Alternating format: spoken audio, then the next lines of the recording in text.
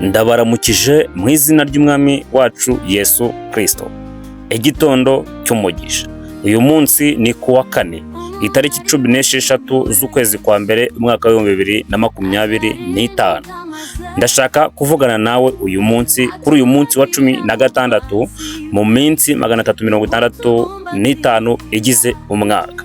Uyu munsi ntuzongere kwisuzugura, kuko udakwiriye kwisuzugura kubera ko uri umwana w'Imana. Nawe Yesu Kristo yavuye mu ijuru azanwe no kugucungura, yapfuye ku bwawe. Nihe mpamvu wiheba? Nihe mpamvu wumva ko nta mumaro ufite? Kandi hari umuntu ukomeye cyane mu isi no mu ijuru waje azanwe no kugucungura. Uyu munsi kadusome ijambo ry'Imana. Turibuze gusoma mu gitabo cya Efeso. Ahangaha niho uribuze gusobanukirwa ko nawe uruwe Imana yaremye. Abefeso ibice 2 umurongo wa 10 haragira hati: kuko turi abo yaremye, ituremeye imirimo myiza muri Kristo Yesu, iyo Imana yiteguriye kera kugira ngo tuyigenderemo.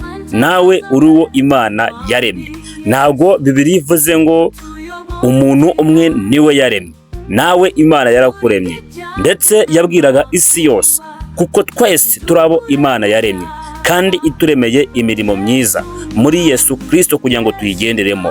Gendera mu mirimo myiza kuko Uwiteka Imana aragukunda. Yatanze umwana wawe kugira ngo wowe ubeho.